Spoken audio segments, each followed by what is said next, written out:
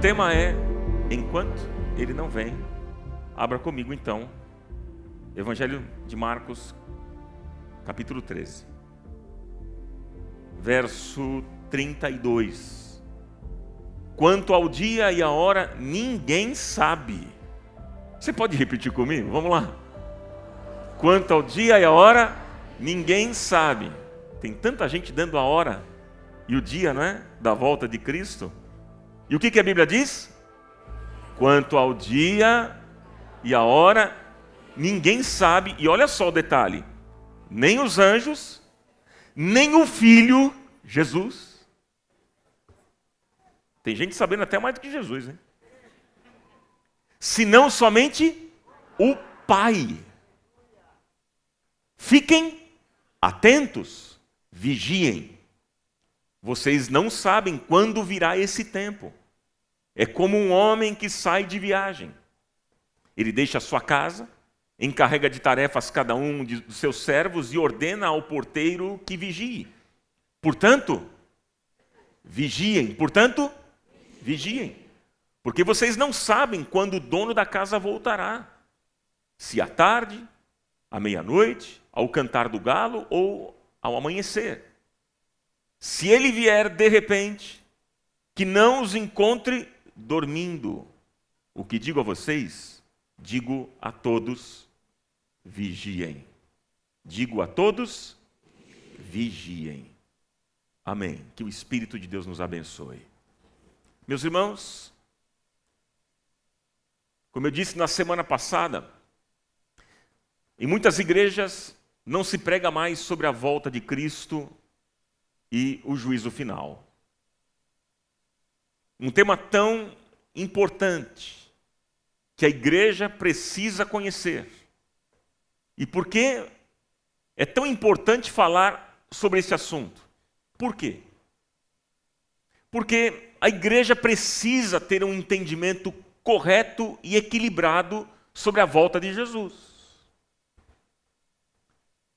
Como disse na semana passada, se a igreja não fala sobre isso, se a igreja não prega sobre este assunto, se a igreja não prega sobre o final da história da humanidade, debaixo do pecado e o começo de um novo tempo, ela corre um perigo. O perigo de se preocupar somente com o tempo presente hoje, na terra. Meus queridos irmãos, as profecias bíblicas mostram que a apostasia se alastrará. Muita gente vai abandonar o Senhor. As profecias bíblicas mostram isso. A imoralidade será o novo padrão aceitável e evoluído da sociedade. E a volta de Cristo será motivo de zombaria. E nesse cenário, só estará vigilante a verdadeira igreja de Cristo. E esse evento será de glória para os salvos, mas por outro lado será de surpresa e horror para os ímpios, porque eles não estarão no novo céu e nova terra. Mas como cristãos, e como diz o texto, nós devemos vigiar. Nós devemos o quê? Nós devemos vigiar e nos preparar para esse grande dia. Irmãos queridos, estar pronto para a volta de Cristo é esperá-lo a qualquer momento. Porque, como diz o próprio texto, nós não sabemos o dia nem a hora.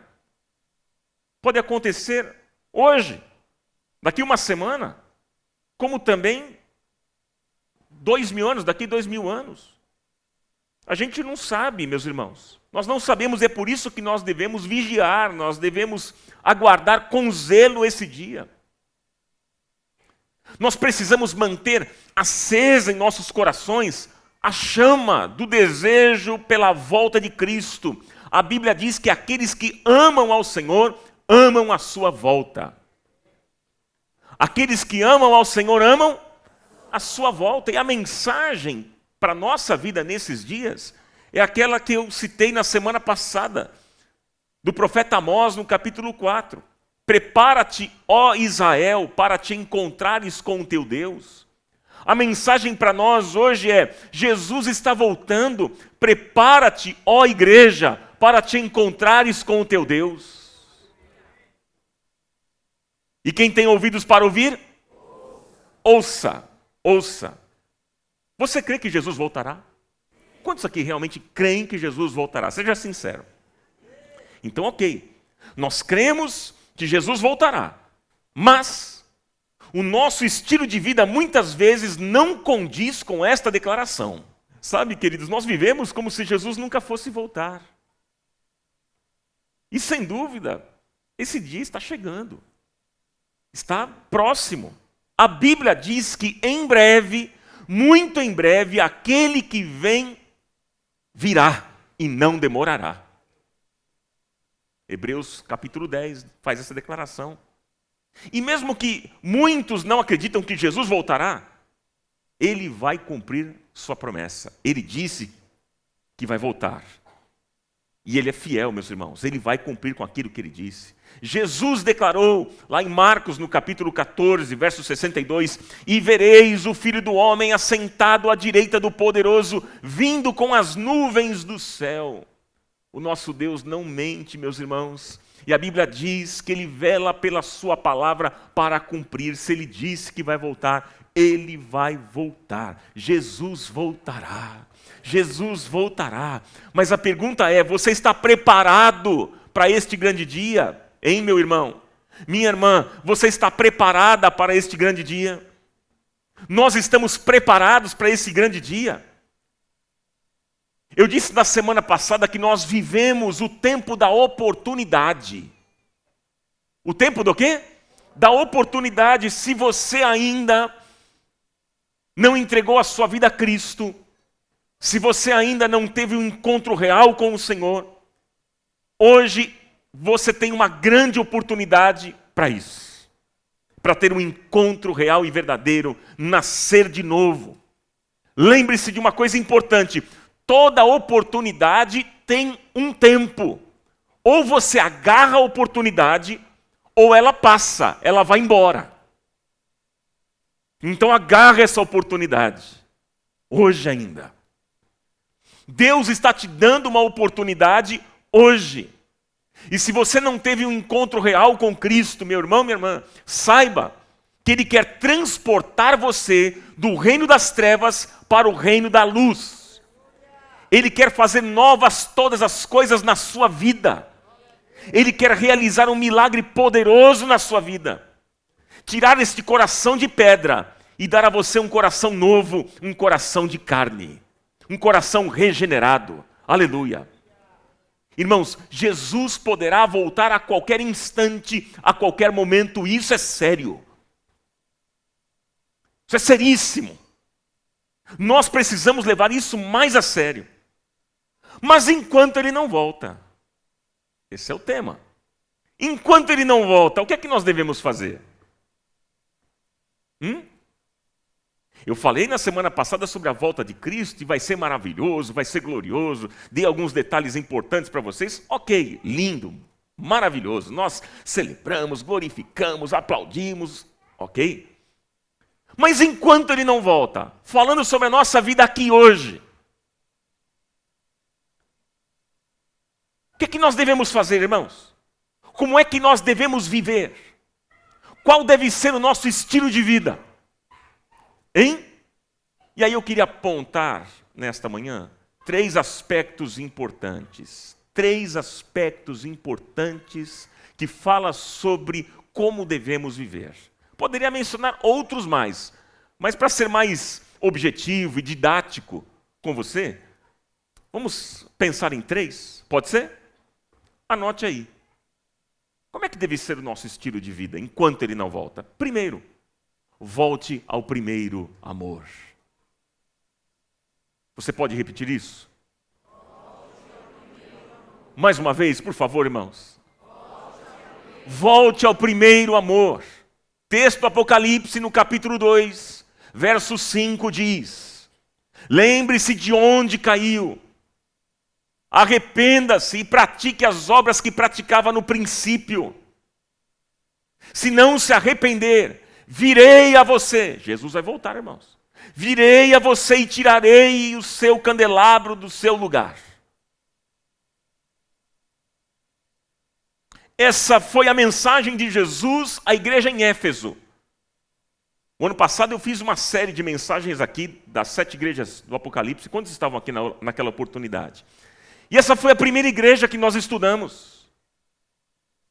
A igreja em Éfeso, que era uma igreja que todos nós gostaríamos de frequentar, de ser um membro. Uma igreja maravilhosa. Uma igreja admirável. Uma igreja zelosa, cuidadosa, trabalhadora, resiliente nas provações. Uma igreja que não permitia heresias. Uma igreja que não permitia conceitos liberais. Enfim, era uma igreja que tinha muitas virtudes. Esta igreja tinha muitas virtudes, meus irmãos. Mas aí Jesus diz àquela igreja: contra você, porém, tenho isto. Você abandonou o seu primeiro amor. Contra você, porém, tenho isto. Você abandonou o seu primeiro amor. Gente, isso é sério. O que é que Jesus estava dizendo aqui em outras palavras? Em outras palavras, Jesus estava dizendo: onde está a paixão de vocês? Cadê aquele brilho nos olhos? Onde está a sede pela minha presença? Olha, Éfeso, vocês fazem tudo certo, mas falta o principal, aquele amor de quando vocês me conheceram. É isso que Jesus estava falando. E aí então Jesus, nesse texto que nós acabamos de ler, ele mostra para nós 3 ações para voltarmos ao primeiro amor, e que nos ensina nesta manhã. Olha só que interessante. São 3 ações, diz o texto que nós lemos. Lembre-se de onde caiu. Essa é a primeira ação, lembre-se. Segunda ação, arrependa-se. E a terceira ação, pratique as obras que praticava no princípio. Passa por essas 3 ações. Então repita comigo: lembrar, arrepender-se e voltar a praticar. Mais uma vez, vamos lá. Lembrar, arrepender-se e voltar a praticar. A primeira ação, lembrar. Jesus está dizendo: lembre-se de onde caiu. Se refere ao lugar que você já esteve. De onde você caiu, meu irmão? Minha irmã, hein?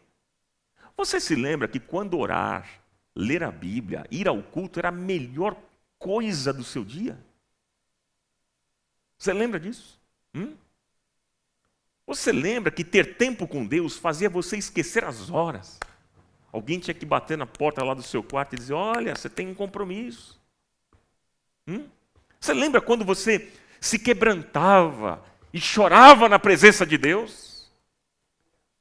Você lembra quando você vinha aos cultos e você era tocado pela palavra e você se quebrantava, e quando tinha aqui um desafio, um apelo, você vinha correndo e se ajoelhava e chorava na presença de Deus?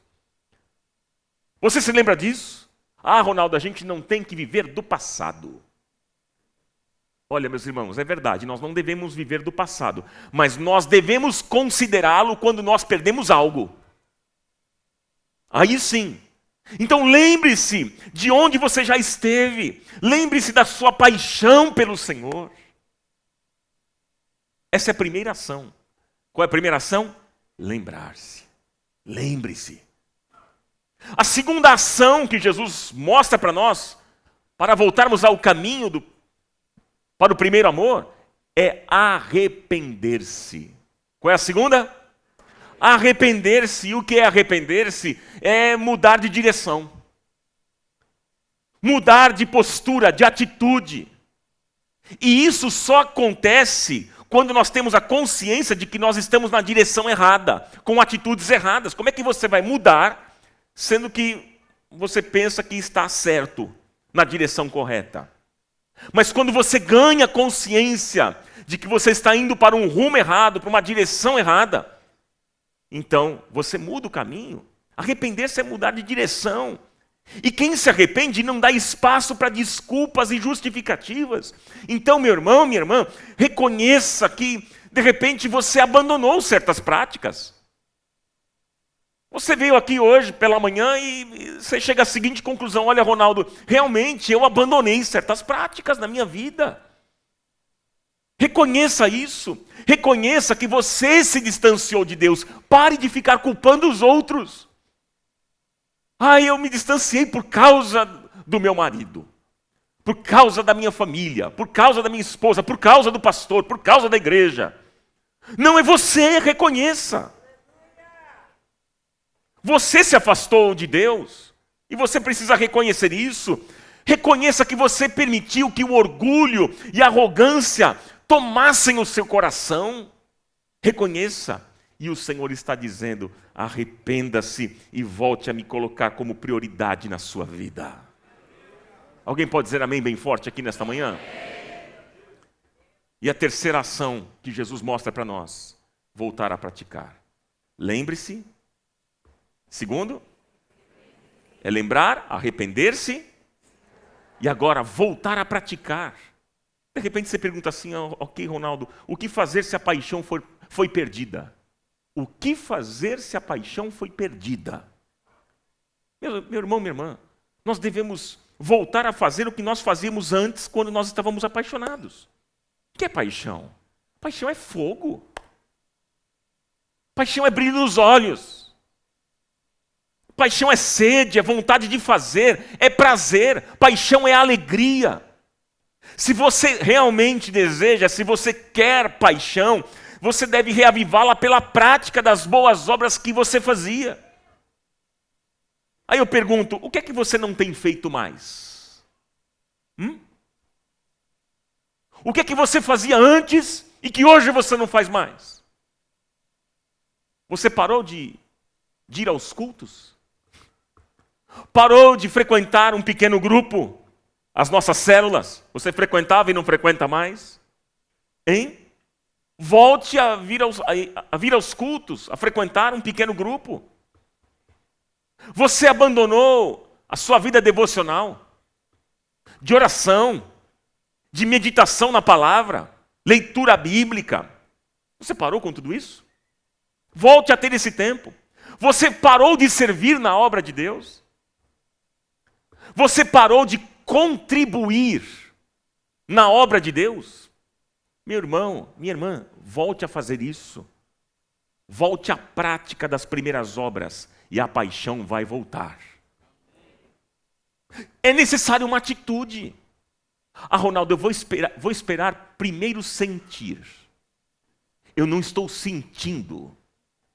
Ainda não veio nenhum arrepio nas costas.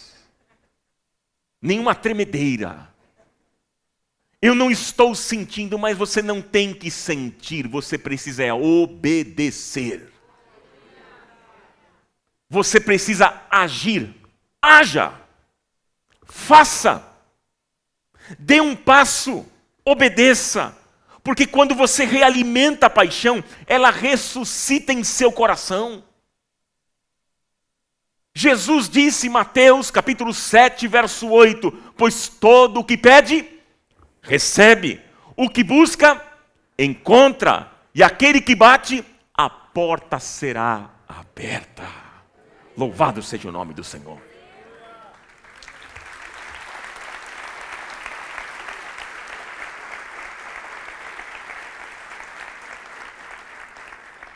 Volte ao primeiro amor. Volte ao primeiro amor. Irmãos, nós precisamos voltar ao primeiro amor. Isso é urgente, isso é sério. E Deus está falando conosco nesta manhã. Amém? Segundo aspecto, enquanto Ele não vem, como é que nós devemos viver? O que é que nós devemos fazer? Esse ponto é muito importante. Desapegue-se das coisas deste mundo. Vamos repetir juntos? Vamos lá? Desapegue-se das coisas deste mundo. Eu quero ouvir todo mundo bem forte. Vamos lá, me ajude. Desapegue-se das coisas deste mundo. Olha o que é que disse Jesus no Evangelho de Mateus, capítulo 6, verso 19. Não acumulem para vocês tesouros na terra, onde a traça e a ferrugem destroem, e onde os ladrões arrombam e furtam. Mas acumulem para vocês tesouros nos céus, onde a traça e a ferrugem não destroem, e onde os ladrões não arrombam nem furtam. Pois onde estiver o seu tesouro, aí também estará o seu coração. Você pode repetir comigo esse último trecho? Pois onde estiver o seu tesouro, aí também estará o seu coração. O que é que Jesus está falando aqui, meus irmãos? Jesus está falando sobre o estilo de vida da maioria das pessoas. Porque muitos vivem em função do dinheiro, das riquezas, dos bens materiais, das coisas deste mundo. E eu quero dizer para vocês, queridos, que esta ambição egoísta tem levado muitos ao fracasso, à destruição. Meus irmãos, esse estilo de vida, inclusive, causou sérios problemas na vida de Asaf, o salmista, lá no Velho Testamento. Olha só, no Salmo 73, anote, no Salmo 73, olha o que ele diz: quanto a mim, os meus pés quase tropeçaram, por pouco não escorreguei. E sabe qual era o motivo? Está aqui no texto. Pois tive inveja, disse o salmista, era crente. Pois tive inveja dos arrogantes quando vi a prosperidade desses ímpios. Olha, meus irmãos, dizem que o dinheiro governa o mundo. Isso é verdade ou não? É verdade. Todos nós precisamos do dinheiro, sim ou não? Claro que precisamos, e eu quero que vocês saibam que eu não sou contra o dinheiro, não tem nenhum problema você ganhar o seu recurso, o seu dinheiro, não há pecado em tê-lo. Não é essa a questão. O problema não é ter o dinheiro. O problema é o dinheiro ter você. Consegue entender ou não? E Jesus nos alerta, dizendo lá em Mateus, no capítulo 6, ninguém pode servir a dois senhores. Vamos repetir juntos? Ninguém pode servir a dois senhores. E Jesus diz assim: pois odiará um e amará o outro, ou se dedicará a um e desprezará o outro. Vocês não podem servir a Deus e ao dinheiro. O dinheiro sendo colocado na categoria de Deus. É mamon. Gente, o dinheiro tem sido um Deus na vida de muitos. O dinheiro é um senhor de muitos escravos. E a Bíblia é clara ao afirmar: ou servimos a Deus, ou às riquezas. Não tem jeito. Certa vez Deus disse o seguinte para o profeta Jeremias, lá no capítulo 2, verso 13. Olha só o que Deus estava dizendo. Irmãos, tenha atenção. O meu povo cometeu 2 crimes. Cometeu quantos crimes? Palavras de Deus.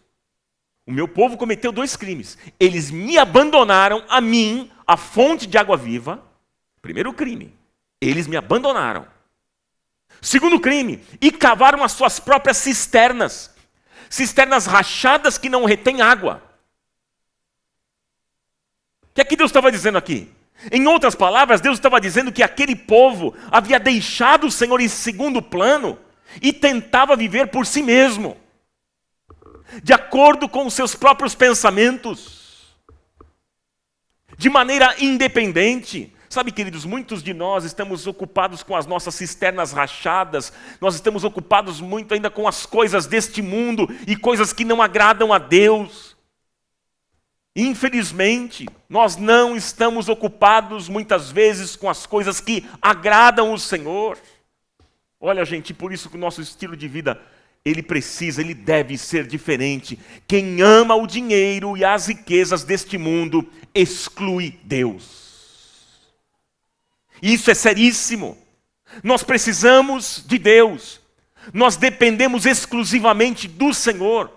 Nós somos chamados, meus irmãos, a viver em comunhão e em parceria com Deus. A nossa prioridade deve ser o Senhor, e as demais coisas nos serão acrescentadas. Buscar em primeiro lugar o que, irmãos? O reino de Deus e a sua justiça. E todas essas coisas serão acrescentadas quando nós colocamos o reino de Deus em primeiro lugar, quando colocamos o Senhor como prioridade na nossa vida. Nós não precisamos correr atrás das bênçãos, porque é elas que correrão atrás de nós. As bênçãos do Senhor virão e nos alcançarão. Aleluia! Você acredita nisso ou não? Então viva com Jesus pela fé, com o Senhor, tendo ou não tendo, curado ou não, rico ou pobre, somos do Senhor. Somos do Senhor. Quantos aqui pertencem ao Senhor? É verdade? Tendo ou não tendo, curado ou não, rico ou pobre, eu vou servir ao meu Deus. Somos do Senhor. Somos do Senhor. Irmãos, nós não podemos adotar um estilo de vida igual aos ímpios, aos incrédulos, não, que procuram resolver as coisas sozinhos, com atitudes erradas. O nosso estilo de vida diante da iminente volta do Senhor deve ser a seguinte: caminhar com o Senhor e depender exclusivamente dEle.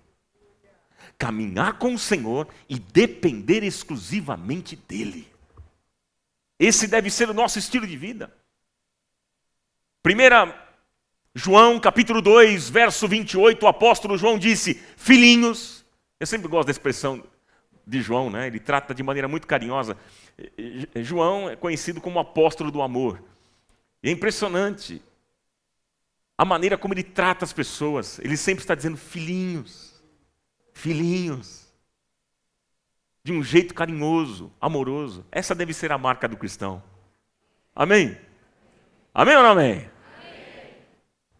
E ele diz: filhinhos, agora permaneçam nele, para que quando ele se manifestar, tenhamos confiança e não sejamos envergonhados diante dele na sua vinda. Eu pergunto, nós temos esse estilo de vida? Nós permanecemos nele? Nós estamos juntos a Deus? Queridos, que nós possamos escolher o caminho que nos mantém em comunhão com o Senhor. E assim nós estaremos preparados para a volta do Senhor. A qualquer momento, nós devemos viver pela fé e em parceria com Deus. A Bíblia diz em Hebreus capítulo 10, verso 37, em breve, muito em breve, aquele que vem virá e não demorará, mas o meu justo viverá pela fé, e se retroceder não me agradarei dele. Mas nós, porém, não somos dos que retrocedem e são destruídos, mas dos que creem e são salvos. Nós não vamos recuar, irmãos. Nós não vamos retroceder. Louvado seja o nome do Senhor. Nós não vamos recuar. Nós não vamos retroceder, mas nós vamos avançar, olhando sempre para o autor e consumador da nossa fé, e então seremos acolhidos e salvos. Louvado seja o nome do Senhor. Amém? Terceiro aspecto aqui importante: enquanto ele não vem, qual deve ser o nosso estilo de vida? Viva uma vida em santificação. Vamos repetir isso, irmãos? Viva uma vida em santificação. Mais forte, igreja, por favor. Viva uma vida em santificação. Apocalipse capítulo 16, verso 15. Jesus está dizendo: eis que venho como ladrão. Feliz aquele que permanece vigilante e conserva consigo as suas vestes. Grifa aí, se possível, anote na sua Bíblia. E conserva consigo as suas vestes. Vamos repetir juntos? E conserva consigo as suas vestes, para que não ande nu e não seja vista a sua vergonha. Queridos irmãos, quando a Bíblia fala de vestes, ela está se referindo a estarmos espiritualmente preparados. É isso, queridos. No livro de Eclesiastes, no capítulo 9, verso 8, diz: em todo tempo sejam alvas as tuas vestes. Em todo tempo, não é de vez em quando, não é apenas algumas horas, alguns dias, ou apenas aos domingos. É em todo tempo. Em todo tempo sejam alvas as tuas vestes, isto é, vestes limpas, vestes brancas, sem manchas, sem pecado, vida de santidade.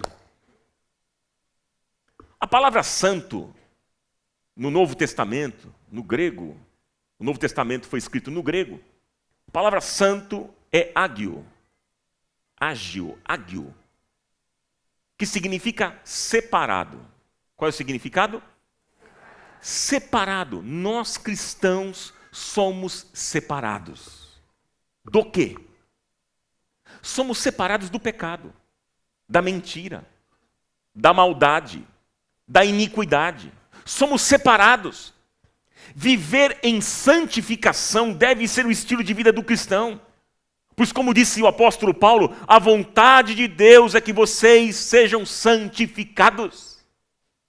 Esta é a vontade de Deus. 1 Tessalonicenses capítulo 4, verso 3. Paulo faz essa declaração. Meus irmãos, nós precisamos de santidade para chegar à presença de Deus. Precisamos. O escritor aos Hebreus, no capítulo 12, verso 14, um texto que todos nós conhecemos, diz: segui a paz com todos. Você pode repetir? Vamos lá.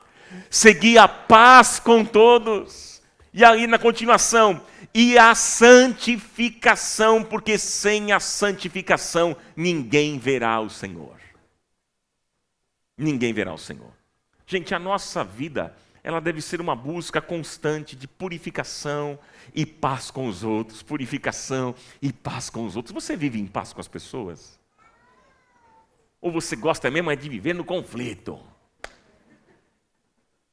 Guerreando, brigando, bocudão, chatão.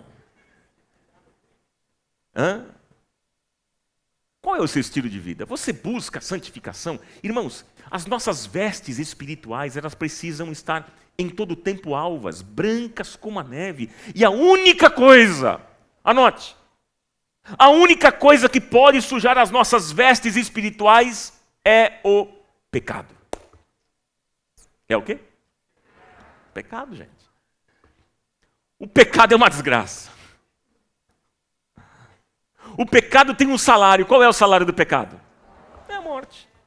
O pecado destrói a nossa vida. Arrebenta com a gente. Em todas as áreas. O pecado nos afasta de Deus. E o que pode nos afastar do pecado é o quê? É a palavra de Deus. O que nos afasta do pecado, o que pode nos afastar do pecado, é apenas a palavra de Deus. Quanto mais próximo do pecado, mais distante da palavra. E quanto mais próximo da palavra, mais distante do pecado. Porque, gente, é a palavra que nos livra de tropeçar e nos ajuda a vencer toda a tentação. Por isso o salmista disse que ela é lâmpada para os nossos pés e luz para os nossos caminhos. É o Salmo 119 e 105. E neste mesmo capítulo, lá no versículo 11, o salmista diz: guardei a tua palavra no meu coração para não pecar contra ti. Então nós precisamos valorizar a palavra. Quantas vezes vocês já me ouviram falando, e outros pastores aqui, meu pai e os pastores que estão conosco, sempre dizendo para nós lermos a palavra, meditarmos na palavra, valorizarmos a palavra. Muitas vezes. Sabe, deixa eu dizer uma coisa para você, tem muita gente, isso aqui é muito sério, presta atenção, tem muita gente que vive numa crise, às vezes aqui na igreja. Ronaldo, eu sinto falta de uma igreja avivada. Outro dia eu recebi uma mensagem dizendo assim que a pessoa disse que vai embora, porque ela quer ter um...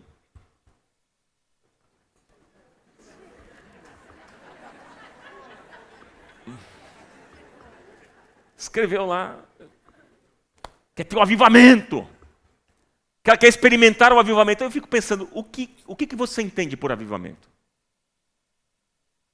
O que é o avivamento, gente?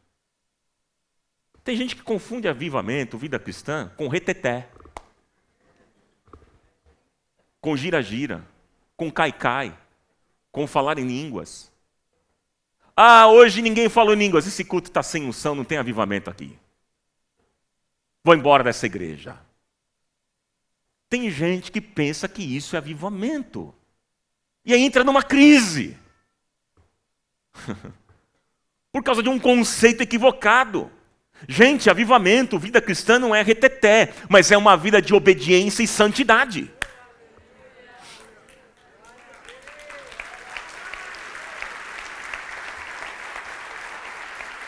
A igreja de Corinto era uma igreja de muitos dons. Curas, milagres, maravilhas, línguas e todo mundo, aquela coisa toda. Mas era uma igreja carnal. Não sou contra o mover de Deus. Ele faz o que Ele quer, a hora que Ele quiser, do jeito que Ele quiser. Não preciso manipular. Ninguém precisa forçar o milagre para parecer um milagre real. Como muito tem acontecido nos dias de hoje. Nós não precisamos disso. Sabe por quê? Porque quando o milagre acontece, a gente sabe que acontece. Deus se manifesta de maneira gloriosa e poderosa. Não precisa da ajuda do homem. Não precisa da propaganda. Deus faz. E ponto. E apenas é o nome dele que é glorificado. Então o que acontece quando a gente se reúne? O que acontece, meus irmãos? Olha, queridos, a gente vem aqui para aprender as Escrituras. Para quê? Para a gente aplicar tudo aquilo que a gente aprendeu hoje na semana. Isso é avivamento. Isso é vida cristã, gente. Amém, queridos? Você conhece um povo realmente avivado, não é pelo tanto de línguas que se fala no culto, se cai, se não cai, se é assim ou assado. Você conhece mesmo por uma outra coisa, não por manifestações, mas é pelo estilo de vida que esse povo vive. Um estilo de obediência à palavra do Senhor e santidade. Eu não vi nenhum amenzinho aí. Então, qual é o nosso desafio? A gente quer avivamento? Sim ou não? Lógico. Nós queremos uma vida cristã coerente, então tudo aquilo que a gente ouve aqui aos domingos, quando a gente sair, nós vamos aplicar, nós vamos praticar. Amém? Porque eu não quero que você saia daqui, ai, que gostoso. Ai, foi uma delícia, maravilhoso, senti um arrepio. Ok, mas o que isso vai trazer a mais para a sua vida? Aonde isso vai se desdobrar? É numa vida de obediência e santidade? Glória a Deus. Gente, queridos, isso é vida cristã, isso é avivamento. Quando Jesus, a palavra viva, Jesus é a palavra viva. Quando Jesus, a palavra viva, é gerado no coração dos homens pelo Espírito Santo, então ele tem todo o recurso para não pecar contra Deus e viver em santidade. Jesus disse lá no Evangelho de João 17:17, santifica-os na verdade, a tua palavra é a verdade. Gente, é por meio da palavra que nós somos santificados. É por meio da palavra. Porque a palavra é a luz que ilumina o nosso entendimento. A palavra revela Jesus. A palavra de Deus está firmada nos céus. Ela é viva, ela é fogo, ela é espada, ela é verdade, é escudo, é broquel. Ela é poderosa e transforma a nossa vida. Louvado seja o nome do Senhor e a sua palavra. Mas, gente, por outro lado, a Bíblia também diz o seguinte. Olha só. 1 João 1,10. Se dissermos que não temos pecado, estamos mentindo. Olha que interessante. Se dissermos que não temos pecado, estamos mentindo. Então aí você pergunta, ok, Ronaldo, como manter as vestes brancas? Como posso manter a minha vida em santidade? Gente, Deus, em sua palavra, nos dá instruções para que nós não pequemos. Sim ou não? Mas, como diz o apóstolo João, lá em 1 João capítulo 2, verso 1, se alguém pecar, temos um advogado junto ao Pai, que é Jesus Cristo. Aleluia. Gente, o sangue de Jesus Cristo derramado na cruz do Calvário nos purifica de todo pecado. Portanto, se confessarmos os nossos pecados, Ele é fiel e justo para nos perdoar os pecados e nos purificar de toda a injustiça. As nossas roupas físicas sujas são lavadas com sabão em pó, alvejante, mas as nossas vestes espirituais só podem ser lavadas com o precioso sangue de Cristo Jesus. E se andarmos na luz, como Ele na luz está, temos comunhão uns com os outros, e o sangue de Jesus Cristo, seu Filho, nos purifica de todo o pecado. Aleluia! Aleluia! Louvado seja o nome do Senhor. Por isso, queridos, a mensagem é: mantenha suas vestes brancas. Mantenha suas vestes brancas. Posso ouvir um amém ou não? Mantenha suas vestes brancas, santifique sua vida para a volta de Cristo. Que desafio, hein, gente? No mundo que a gente vive, que desafio. Nós não somos perfeitos, somos tão falhos, é verdade. Mas eu tenho uma ótima notícia para dar a cada um de vocês.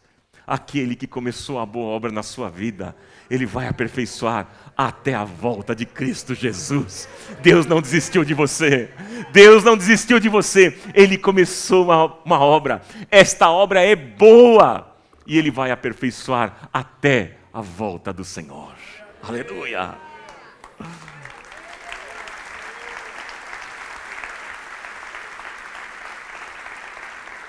Para a gente finalizar, para a gente concluir, Apocalipse capítulo 22, verso 12 e 13.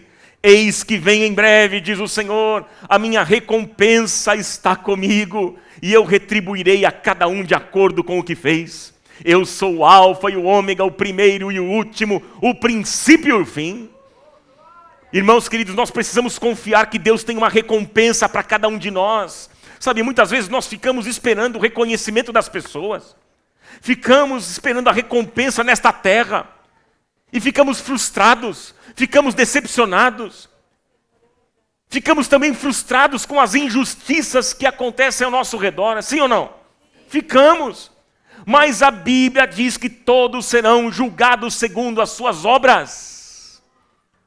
Haverá o dia da prestação de contas, como eu disse na semana passada. O dia do juízo final, inclusive esse é um dos temas que eu vou abordar aqui. Haverá um dia em que todos prestarão contas. Então fique tranquilo, meu irmão, minha irmã. Deus é justo. Deus é o justo juiz. E Ele fará justiça. E a sua recompensa está preparada até a volta de Cristo. Olha, meus queridos irmãos, nós estamos no fim dos tempos e vale a pena perseverar até o fim. Jesus disse que aquele que se manter firme no compromisso de ser fiel a Deus até o fim será salvo. Há uma coroa de glória reservada para cada um de nós.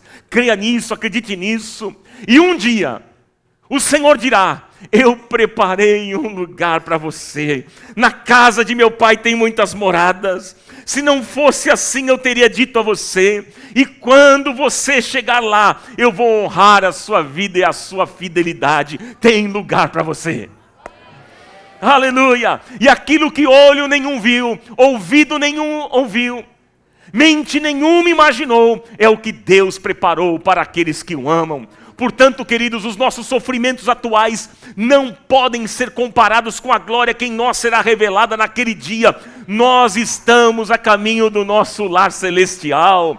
Nós estamos indo de volta para casa, para o melhor lugar. E Jesus está voltando. Prepare-se, igreja.